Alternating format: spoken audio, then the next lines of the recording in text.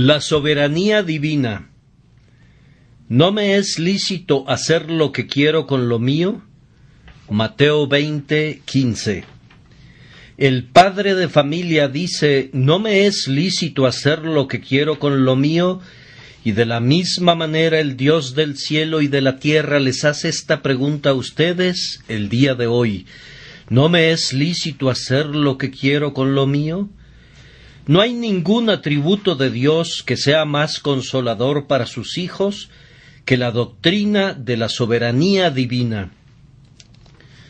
Bajo las más adversas circunstancias, en medio de las tribulaciones más severas, ellos creen que la soberanía ha ordenado sus aflicciones, que la soberanía los gobierna y que la soberanía los va a santificar a todos. No hay nada por lo que los hijos de Dios deban contender con más ahínco que por el dominio de su Señor sobre toda la creación, el reinado de Dios sobre todas las obras de sus propias manos, el trono de Dios y su derecho a sentarse sobre ese trono. Por otra parte, no hay doctrina más odiada por los hombres del mundo y no hay otra verdad que hayan convertido en una pelota de fútbol como la grandiosa, estupenda y muy cierta doctrina de la soberanía del infinito Jehová. Los hombres permitirán que Dios esté en cualquier lugar, excepto en su trono. Ellos le permitirán que esté en su taller para formar mundos y hacer estrellas. Le permitirán que esté en su casa de caridad repartiendo limosnas y entregando sus tesoros. Le permitirán que sostenga la tierra y mantenga firmes sus pilares, o que encienda las lámparas del cielo, o que gobierne las olas del océano, que siempre están en movimiento. Pero cuando Dios asciende a su trono, entonces sus criaturas rechinan los dientes. Y cuando nosotros proclamamos a un Dios entronizado y el derecho que tiene de hacer lo que quiera con lo suyo, a disponer de sus criaturas como lo crea conveniente sin consultarlos en la materia, entonces es cuando se burlan de nosotros y somos execrados, y entonces es cuando los hombres prestan oídos sordos a nuestras palabras, pues el Dios en su trono no es el Dios que ellos aman.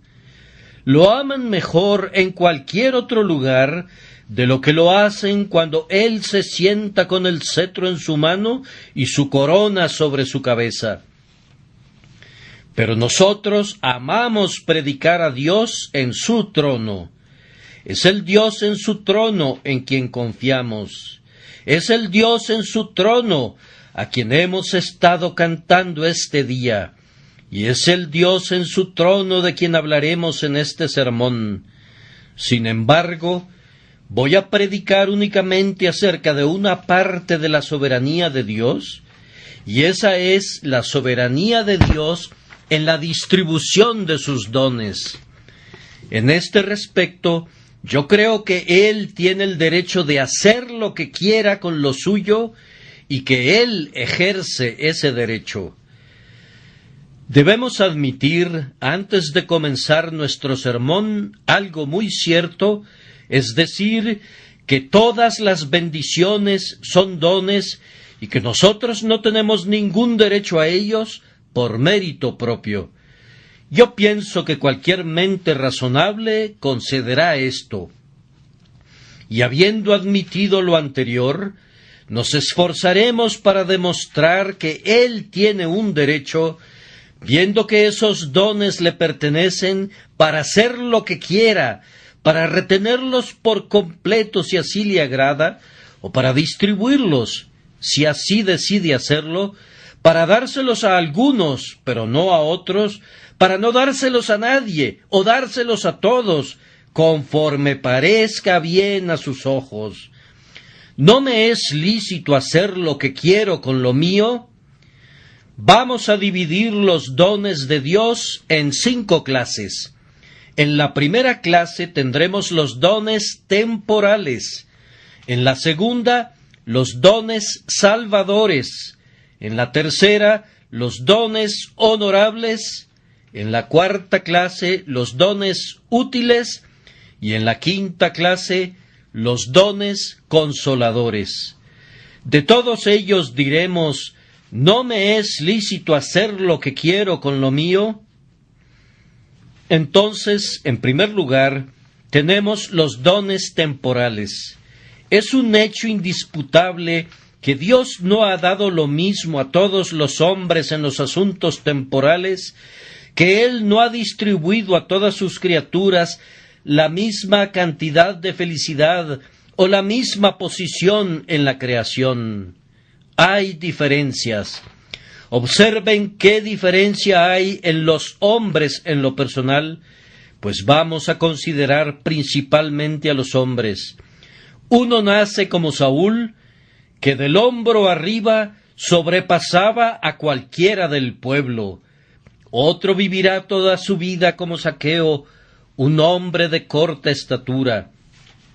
Uno tiene un cuerpo escultural y es bello, y otro es débil y está lejos de tener una hermosa figura.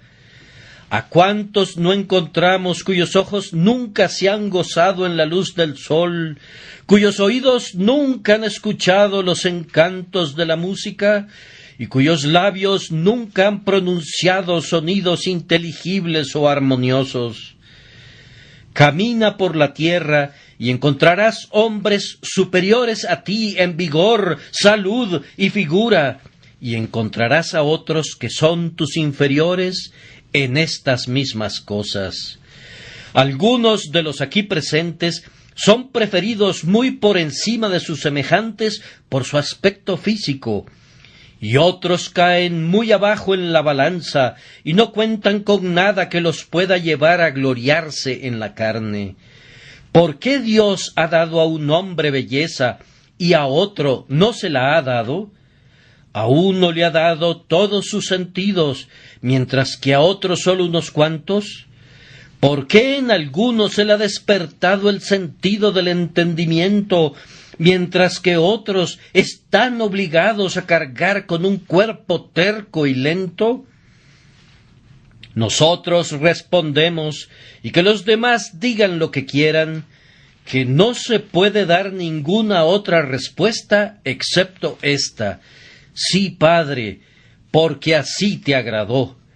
Los viejos fariseos preguntaban: ¿quién pecó, éste o sus padres, para que haya nacido ciego? Sabemos que no fue a causa del pecado de sus padres, ni del pecado del hijo, que éste haya nacido ciego, o que otros hayan sufrido desgracias similares, sino que Dios ha hecho como ha querido en la distribución de sus beneficios terrenales, y así ha dicho al mundo: ¿no me es lícito hacer lo que quiero con lo mío? Observen también qué diferencia existe en la distribución de los dones mentales. No todos los hombres son como Sócrates, solo hay unos cuantos como Platón. Eventualmente, por aquí y por allá, nos encontramos con un Bacon. Muy de vez en cuando conversaremos con Sir Isaac Newton. Algunos tienen estupendos intelectos con los que pueden descubrir los secretos, sondear las profundidades de los océanos, medir la altura de los montes, desdoblar los rayos del sol y pesar las estrellas. Otros no tienen sino mentes superficiales.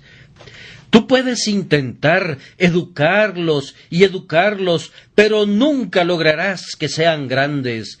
No puedes mejorar lo que no está allí. No tienen talento y tú no puedes dárselo. Cualquiera puede ver que hay una inherente diferencia en la gente desde el mismo nacimiento. Algunos, con tan solo un poco de educación, sobrepasan a quienes han recibido una preparación elaborada. Tenemos a dos muchachos educados en la misma escuela, enseñados por el mismo maestro, y que se han aplicado a sus estudios con la misma diligencia, pero uno de ellos destacará muy por encima del otro. ¿Por qué ocurre esto? Porque Dios afirma su soberanía tanto sobre la mente como sobre el cuerpo. Dios no nos ha creado iguales, sino que ha diversificado sus dones. Un hombre puede ser tan elocuente como Whitefield, otro tartamudea aunque sólo hable 3 palabras en su idioma natal. ¿Qué es lo que ocasiona estas tremendas diferencias entre hombre y hombre? Respondemos que debemos referirlo todo a la soberanía de Dios, que hace como quiere con lo suyo. De nuevo observen cuáles son las diferencias de las condiciones de los hombres en este mundo. Se descubren de tiempo en tiempo mentes poderosas en hombres cuyos miembros arrastran las cadenas de la esclavitud y cuyas espaldas son descubiertas para recibir latigazos. Tienen su piel negra, pero en la mente son muy superiores a sus brutales amos. De la misma manera también, en Inglaterra descubrimos hombres sabios que a menudo son muy pobres y hombres ricos que con frecuencia son ignorantes y vanos. Uno viene al mundo para ser cubierto de inmediato con púrpura imperial. Otro solamente podrá usar las humildes ropas del campesino. Uno habita en un palacio y tiene una mullida cama para reposar, mientras que otros difícilmente encuentran un lugar de descanso y nunca poseerán una cubierta más suntuosa que la paja de su propia choza. Si nos preguntamos la razón de esto, la respuesta todavía es: sí, Padre, porque así te agradó. Y así de otras maneras, al pasar por la vida, ustedes observarán cómo se manifiesta esa soberanía. A un hombre Dios le da una larga vida y buena salud, de tal forma que escasamente conoce lo que es un día de enfermedad, mientras que otro hombre se tambalea y encuentra una tumba casi a cada paso, y temiendo a la muerte, siente que se muere 1000 veces. Un hombre aún en su extrema vejez, como Moisés, tiene un ojo vigoroso, y aunque su cabello sea gris, él se mantiene tan firme sobre sus pies como cuando era joven en la casa de su padre. Nuevamente preguntamos, ¿cuál es la causa de esta diferencia? Y la única respuesta adecuada es que es el efecto de la soberanía de Jehová. Encontrarán también que algunos hombres son arrancados en la flor de su vida, apenas en la mitad de sus días, mientras otros alcanzan los 70 años y más. Uno parte antes de haber cubierto la primera etapa de su existencia, y otro ve que su vida se alarga tanto que se convierte en una carga. Estoy convencido que debemos atribuir la causa de todas estas diferencias en la vida al hecho de la soberanía de Dios. Él es soberano y rey, y no hará lo que quiera con lo suyo. Vamos a dejar este punto, pero antes de hacerlo debemos detenernos un instante para terminar de reflexionar sobre él. Oh tú, que has recibido el don de una noble figura, de un hermoso cuerpo, no te jactes de ello, pues tus dones te vienen de Dios. Oh, no te gloríes, pues si tú te glorías, te vuelves feo en un instante. Las flores no se jactan de su belleza, ni tampoco los pájaros cantan a su plumaje. No sean vanas, hijas de la belleza. Ustedes, hijos, no se exalten por su hermosura. Y oh, ustedes, hombres de poder y de intelecto, recuerden que todo lo que tienen es otorgado por un soberano Señor. Él ciertamente creó, Él puede destruir. No hay muchos pasos que separen al más poderoso intelecto del idiota más desvalido. El pensamiento profundo casi toca la locura. Tu cerebro puede ser trastornado en cualquier momento y estarías condenado desde ese momento a vivir como un loco. No te jactes de todo lo que sabes, pues aún el pequeño conocimiento que tienes te ha sido dado. Por tanto, digo, no te exaltes por encima de toda medida, sino que usa lo que Dios te ha dado para el servicio de Dios, pues es una dádiva real y no debes despreciarla. Pero si el soberano Señor te ha dado un talento y nada más, no lo escondas en una servilleta, sino que úsalo bien, y entonces puede suceder que Él te dé más. Bendice al Señor porque tienes más que otros, y dale gracias porque te ha dado menos que otros, pues tú tienes menos que acarrear sobre tus hombros, y entre más ligera sea tu carga, menos motivos tendrás para gemir mientras prosigues tu camino hacia una tierra mejor. Entonces bendice a Dios si tú posees menos que tus semejantes, y contempla su bondad tanto en el retener como en el dar. Hasta este momento, la mayoría estará de acuerdo con lo que hemos dicho, pero cuando llegamos al segundo punto, los dones salvadores, habrán muchos que ya no estarán de acuerdo, ya que no pueden aceptar nuestra doctrina. Cuando aplicamos esta doctrina concerniente a la soberanía divina, a la salvación del hombre, entonces vemos que los hombres se levantan para defender a sus pobres semejantes, a quienes consideran como perjudicados por la predestinación de Dios. Pero no he sabido de alguno que se alzara para defender al diablo, y sin embargo, yo creo que si algunas criaturas de Dios tienen un derecho de quejarse de sus tratos, son los ángeles caídos. Por su pecado fueron arrojados del cielo de inmediato, y no podemos leer en ningún lado que alguna vez se les haya enviado algún mensaje de misericordia. Una vez echados fuera, su condenación fue sellada. Mientras que a los hombres se les dio una tregua, la redención fue enviada a su mundo, y un gran número de ellos fue elegido para vida eterna. ¿Por qué no contender con la soberanía, tanto en un caso como en el otro? Decimos que Dios ha elegido un pueblo escogido de la raza humana, y su derecho de hacer esto es negado. Pero yo pregunto, ¿por qué no se discute igualmente el hecho que Dios ha elegido a los hombres y no a los ángeles caídos, o su justicia en tal elección? Si la salvación fuera un asunto de derecho, ciertamente los ángeles tendrían tanto derecho como los hombres. ¿Acaso no estaban colocados en una dignidad superior? ¿O acaso pecaron más? Creemos que no. El pecado de Adán fue tan deliberado y completo que no podemos imaginar un pecado mayor que el que cometió. Si los ángeles expulsados del cielo hubieran sido restaurados, ¿no habrían prestado un mayor servicio a su Hacedor del que nosotros podemos prestar jamás?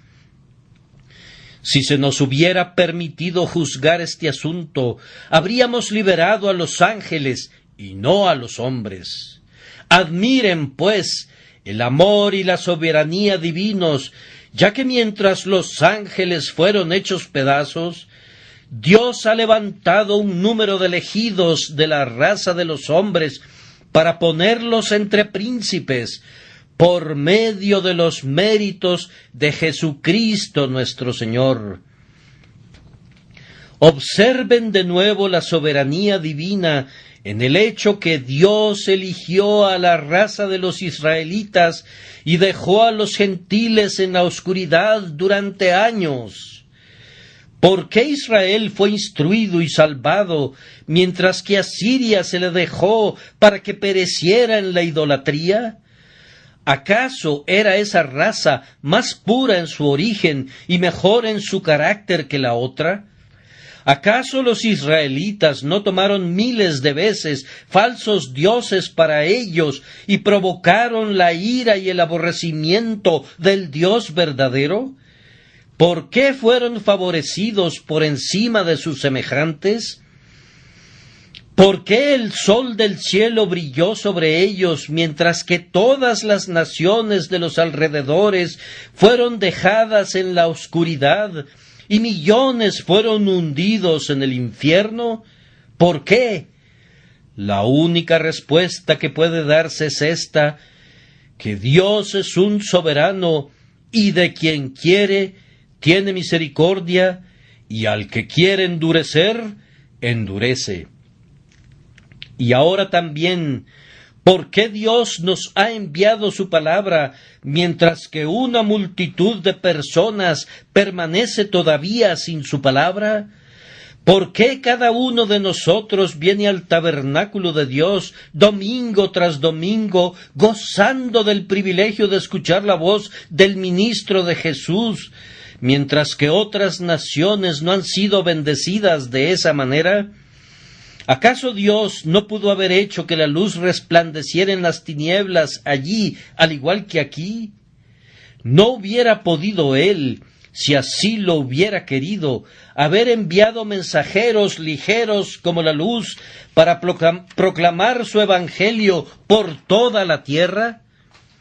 Podría haberlo hecho si hubiera querido. Como sabemos que no lo ha hecho así, nos inclinamos en mansedumbre, confesando el derecho que Él tiene de hacer lo que quiera con lo suyo. Pero permítanme que recalque la doctrina una vez más. Contemplen cómo Dios despliega su soberanía en que de la misma congregación, entre quienes escuchan al mismo ministro y oyen la misma verdad, uno es tomado y el otro es dejado.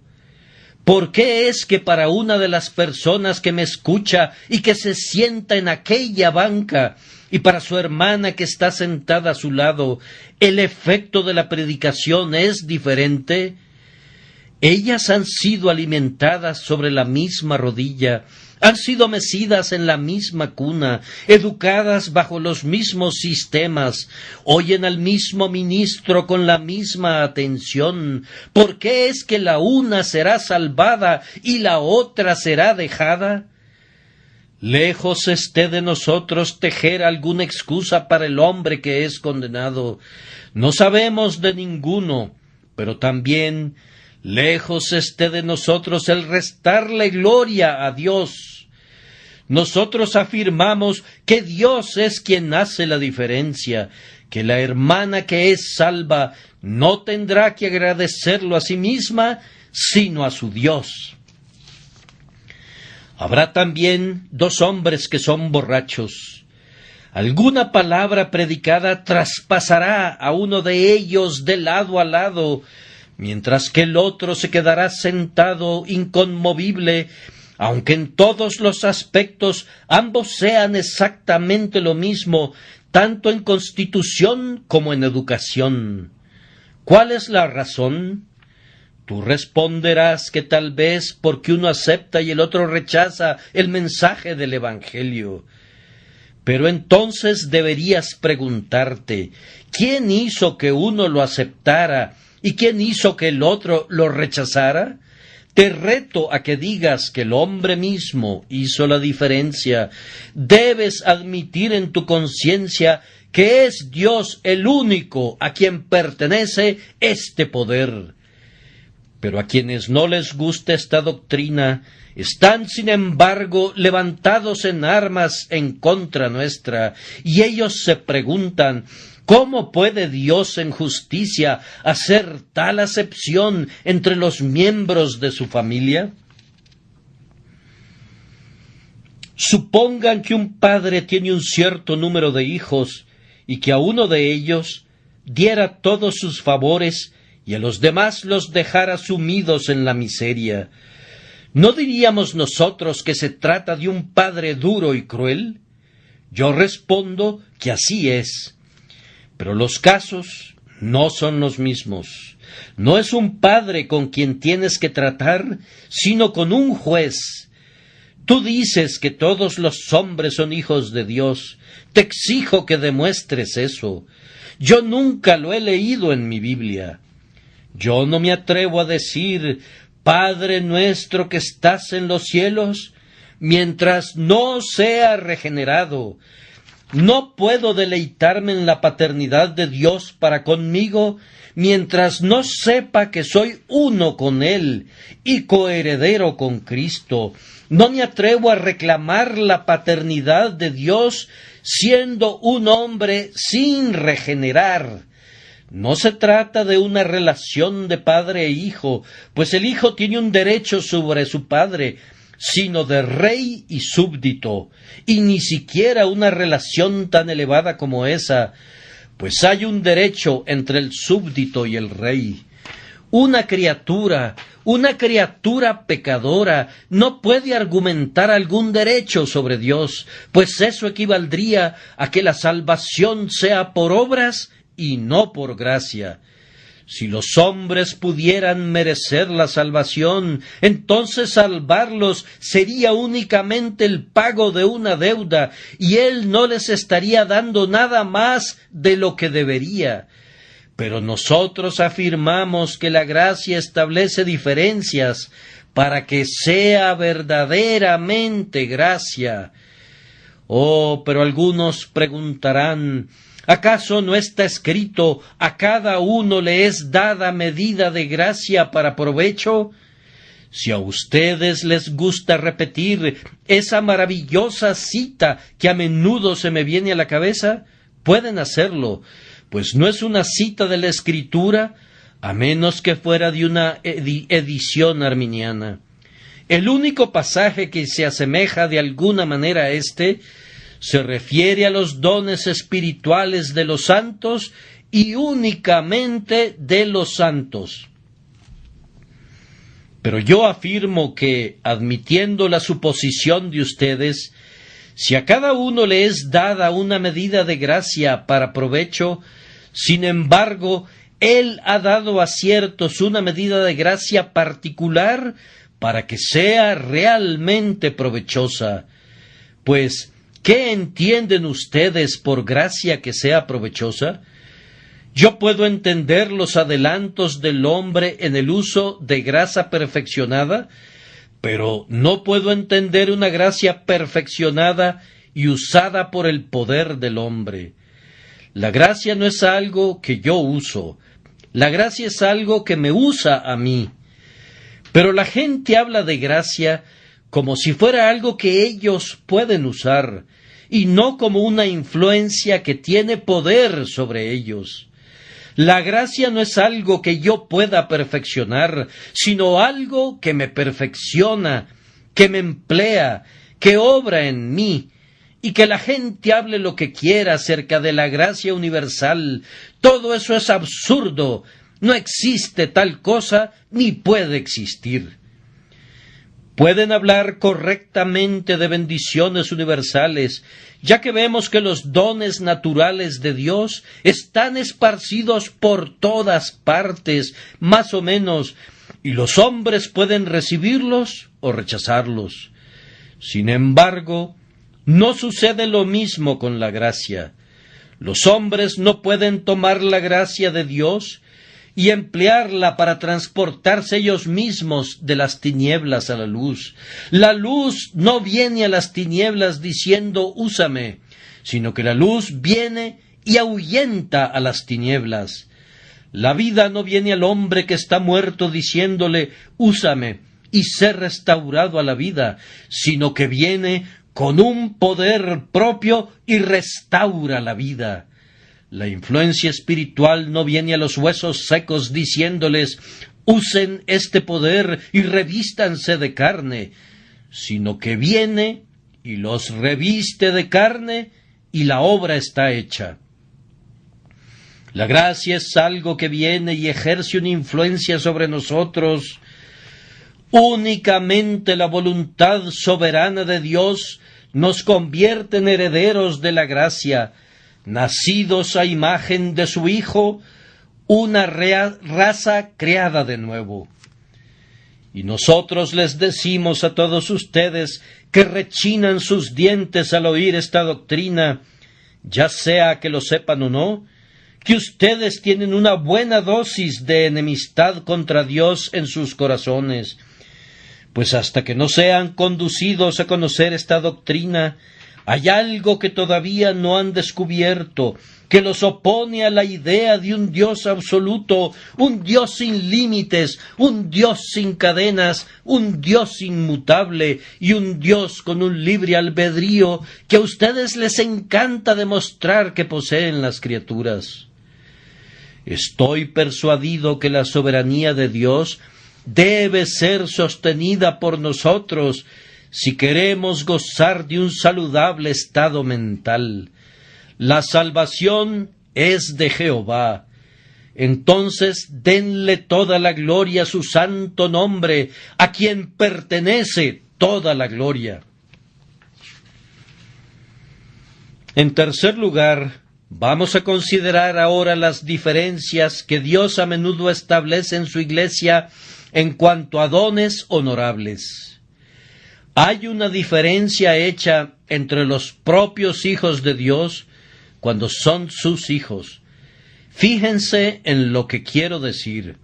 Uno tiene el don honorable del conocimiento, mientras que otro sabe muy poco. Me encuentro de vez en cuando con un amado hermano cristiano con quien podría hablar durante un mes y le aprendería algo cada día.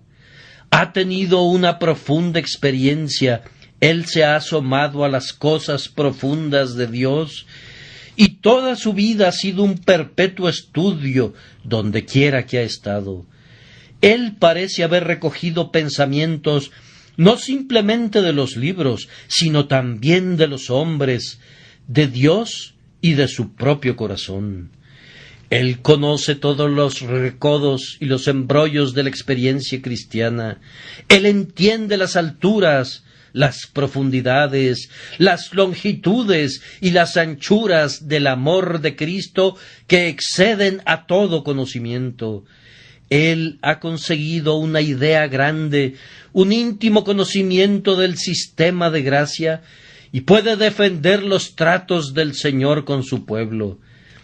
Luego te encuentras con otro que ha pasado por muchos problemas, pero que no tiene un profundo conocimiento de la experiencia cristiana. No aprendió ni un solo secreto en todas sus tribulaciones. Salía a tropiezos de un problema para meterse de inmediato en otro, pero nunca se detuvo para levantar alguna de las joyas que estaban enterradas en el lodo. Nunca intentó descubrir las preciosas perlas escondidas en sus aflicciones. Sabe apenas un poco más acerca de las alturas y de las profundidades del amor del Salvador de lo que sabía cuando vino por primera vez al mundo. Puedes conversar con un hombre así tanto como quieras, pero no obtendrás nada de él. Si te preguntas por qué ocurre eso, yo respondo que hay una soberanía de Dios que otorga conocimiento a algunos y no a los otros. El otro día iba caminando con un cristiano anciano que me comentaba cuánto se ha beneficiado por mi ministerio. No hay nada que me humille más que el pensamiento de que ese anciano creyente recibiera experiencia en las cosas de Dios y recibiera instrucción en los caminos del Señor de un simple bebé en la gracia. Pero yo espero, cuando yo sea un anciano, si vivo y llego a ser uno, que algún bebé en la gracia me instruya. Dios cierra la boca del viejo algunas veces y abre la boca del niño. ¿Por qué somos maestros de cientos de personas que son, en muchas áreas, más capaces de enseñarnos a nosotros? La única respuesta que podemos encontrar está en la soberanía divina y debemos inclinarnos ante ella, pues ¿acaso no tiene Él el derecho de hacer lo que quiera con lo suyo? En lugar de envidiar a los que tienen el don del conocimiento, deberíamos procurar obtenerlo, si es posible. En lugar de sentarnos a murmurar, diciendo que no tenemos más conocimiento, debemos recordar que el pie no puede decirle a la cabeza, ni la cabeza al pie, no tengo necesidad de ti, pues Dios nos ha dado talentos conforme ha querido.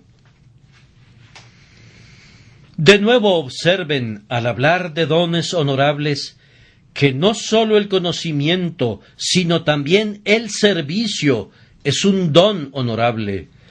No hay nada más honorable para un hombre que el oficio de diácono o ministro. Nosotros engrandecemos nuestro oficio, pero no nos engrandecemos a nosotros mismos. Sostenemos que no hay nada que dignifique más a un hombre que el ser nombrado para un oficio en una iglesia cristiana. Yo prefiero ser un diácono de una iglesia que ser alcalde de la ciudad de Londres. Yo considero que ser un ministro de Cristo es un honor infinitamente más elevado que cualquier honor que el mundo pueda otorgar. Mi púlpito es para mí más deseable que un trono, y mi congregación es un imperio lo suficientemente grande, un imperio ante el cual los imperios de la tierra se reducen a nada en cuanto a la importancia eterna. ¿Por qué envía Dios por el Espíritu Santo un llamamiento especial a un hombre para que sea un ministro y pasa por alto a otro? Hay otro hombre más dotado, tal vez, pero nosotros no nos atrevemos a ponerlo en un púlpito porque él no tiene un llamado especial. Lo mismo sucede con el diaconado. El hombre que todos piensan que es el adecuado para ese oficio es pasado por alto y otro es elegido. Hay una manifestación de la soberanía de Dios en sus nombramientos para los diversos oficios. Al poner a David en un trono, al convertir a Moisés en líder de los hijos de Israel a través del desierto, al elegir a Daniel para que estuviera entre príncipes, al elegir a Pablo para que fuera ministro de los gentiles y a Pedro para que fuera el apóstol de la circuncisión. Y ustedes que no tienen el don de un servicio honorable deben aprender la grandiosa verdad contenida en la pregunta del Señor: ¿no me es lícito hacer lo que quiero con lo mío? Hay otro don honorable, el don de la expresión. La elocuencia tiene mayor poder sobre los hombres que todos los demás dones juntos. Si un hombre quiere tener poder sobre la multitud, debe buscar tocar sus corazones y encadenar sus oídos. Hay hombres que son semejantes a vasijas llenas de conocimiento hasta el borde, pero que no tienen los medios para transmitir ese conocimiento al mundo. Ellos poseen todas las gemas del saber, pero desconocen cómo engarzarlas en el anillo de oro de la elocuencia. Pueden cortar las flores más bellas, pero no saben cómo tejerlas en una dulce guirnalda para presentarlas al ojo del admirador. ¿Cómo es esto? Nuevamente decimos que la soberanía de Dios está desplegada aquí en la distribución de dones honorables. Aprende aquí, oh hombre cristiano, si tú tienes dones, a arrojar el honor de ellos a los pies del Salvador, y si no los posees, aprende a no murmurar. Recuerda que Dios es igualmente bondadoso cuando retiene como cuando distribuye sus favores. Si alguien de entre ustedes es exaltado, que no se envanezca. Si alguien es humillado, que no sea despreciado, pues Dios da a cada vasija su medida de gracia. Sírvale cada uno según su medida, y adore al Rey del cielo, que hace lo que quiere. En cuarto lugar, notamos el don de utilidad. A menudo he hecho mal al censurar a mis hermanos ministros por no ser útiles. Le he dicho a alguno: tú podrías haber sido tan útil como yo si hubieras sido diligente. Pero seguramente hay otros que todavía son más diligentes y más eficientes y que trabajan de manera constante, pero con muy poco efecto. Y por lo tanto, permítanme retirar mi acusación y en lugar de eso afirmar que el don de la utilidad es el resultado de la soberanía de Dios. No está en el hombre ser útil, sino que es de Dios hacer al hombre útil. Nosotros podremos trabajar con toda nuestra fuerza, pero únicamente Dios puede hacernos útiles. Podemos desplegar todas nuestras velas cuando sopla el viento, pero no podemos hacer que sople el viento. La soberanía de Dios es vista también en la diversidad de los dones ministeriales. Te acercas a un ministro y eres alimentado con abundancia de alimento bueno. El otro ministro no da lo suficiente ni para alimentar a un ratón. Tiene abundancia de censura, mas no tiene alimento para el Hijo de Dios. Otro puede consolar al Hijo de Dios, pero no puede reprender al rebelde. No tiene suficiente fuerza mental para dar esos azotes que son necesarios algunas veces. ¿Y cuál es la razón? La soberanía de Dios. Uno puede blandir el martillo, pero no podría sanar un corazón quebrantado. Si llegara a intentarlo, vendría a tu mente la imagen de un elefante tratando de ensartar un hilo en una aguja. Un hombre así puede reprender, pero no puede aplicar aceite y vino en una conciencia herida. ¿Por qué? Porque Dios no le ha dado ese don. Hay otro que siempre predica sobre la teología práctica y muy raramente se refiere a temas doctrinales. Otro es todo doctrina y no puede predicar mucho acerca de Jesucristo y el crucificado. ¿Por qué? Dios no le ha dado el don de doctrina. Otro siempre predica a Jesús, bendito Jesús, hombres de la escuela de Hawker, y muchos dicen: oh, ellos no nos dan suficiente experiencia, ellos no se internan en la profunda experiencia de la corrupción que aflige a los hijos de Dios. Pero nosotros no les echamos la culpa por esto. Ustedes notarán que del mismo hombre brotarán a veces arroyos de agua viva, mientras que en otros momentos estará totalmente seco. Un domingo te retiras de la iglesia refrescado por la predicación, y el domingo siguiente no recibes ningún bien. Hay soberanía divina en todo esto, y debemos aprender a reconocerla y admirarla. En una ocasión, la semana pasada, estaba yo predicando a una gran multitud de personas, y en una parte del sermón la gente estaba muy conmovida. Yo sentí que el poder de Dios estaba allí. Una pobre criatura gritó de manera audible debido a la ira de Dios contra el pecado. Pero en otro momento las mismas palabras pudieran haber sido expresadas y pudo haber existido el mismo deseo en el corazón del ministro sin que se produjera ningún efecto. Yo digo que debemos identificar la soberanía divina en todos esos casos. Debemos reconocer la mano de Dios en todo. Pero la presente generación es la más impía que haya pisado la tierra jamás. Lo creo verdaderamente. En los días de nuestros padres, tan pronto caía un chaparrón, ellos declaraban que era obra de Dios que cayera, y tenían oraciones para que lloviera, oraciones para que hiciera sol, y oraciones para la cosecha. Oraban cuando una gavilla se incendiaba, así como cuando el hambre desolaba la tierra. Nuestros antepasados decían: el Señor lo ha hecho.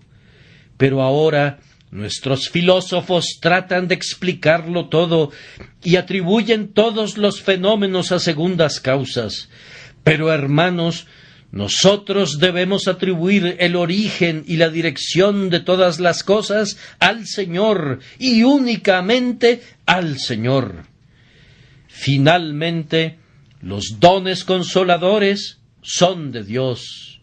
Oh, qué dones de consolación gozamos algunos de nosotros en las ordenanzas de la casa de Dios y en un ministerio que es productivo.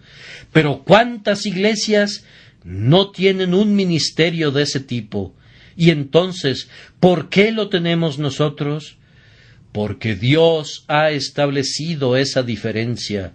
Algunos de los que me escuchan tienen una sólida fe y se pueden reír de los imposibles.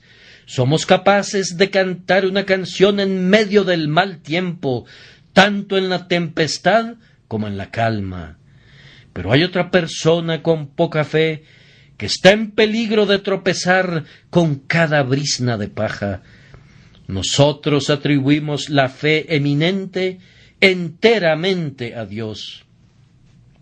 Uno nace con un temperamento melancólico y ve que una tempestad siempre se está generando en medio de la calma, mientras que otro está contento y ve bordes de plata en cada nube, no importa cuán negra sea, y es un hombre feliz. ¿Pero por qué sucede esto? Los dones consoladores provienen de Dios. Y luego observen que nosotros mismos diferimos a ratos. Durante un tiempo podremos tener un bendito intercambio con el cielo y nos es permitido mirar al interior del velo. Pero súbitamente estos gozos deleitables se esfuman. ¿Acaso murmuramos por causa de eso? ¿No puede hacer Él lo que quiera con lo que es suyo? ¿No puede quitar lo que ha dado? Los consuelos que poseemos fueron suyos antes que fueran nuestros.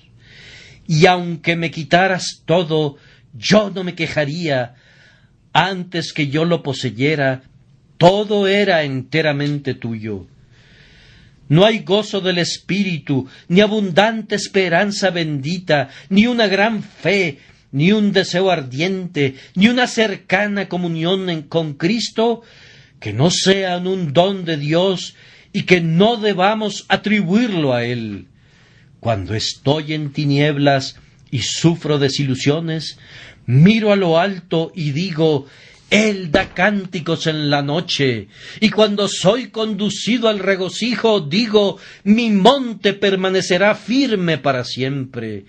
Dios es un soberano Jehová, y por tanto me postro a sus pies, y si perezco, voy a perecer allí. Pero déjenme decir, hermanos, que esta doctrina de la soberanía divina está muy lejos de hacer que ustedes se sienten con pereza, sino que espero en Dios que tendrá la tendencia de humillarlos y de conducirlos a decir: yo soy indigno de la más pequeña de todas tus misericordias. Siento que tú tienes el derecho de hacer conmigo lo que quieras. Si tú me aplastas a mí, pobre gusano indefenso, no serás afrentado. No tengo el derecho de pedirte que tengas compasión de mí, excepto esto, que necesito tu misericordia. Señor, si tú quieres, Tú puedes perdonar y jamás diste tu gracia a alguien que la necesitara más ardientemente. Puesto que estoy vacío, lléname con el pan del cielo. Puesto que estoy desnudo, vísteme con tu manto. Puesto que estoy muerto, dame la vida. Si suplicas así, con toda tu alma y con toda tu mente, aunque Jehová es soberano, Él extenderá su cetro y salvará, y vivirás para adorarlo en la belleza de su santidad, amando y adorando su soberanía llena de gracia. El que creyere, es la declaración de la Escritura, y fuere bautizado, será salvo, mas el que no creyere, será condenado. El que cree únicamente en Cristo y es bautizado con agua en el nombre del Padre y del Hijo y del Espíritu Santo, será salvo, pero el que rechace a Cristo y no crea en Él, será condenado. Ese es el decreto soberano y la proclamación del cielo. Inclínate ante Él, reconócelo, obedécelo, y que Dios te bendiga.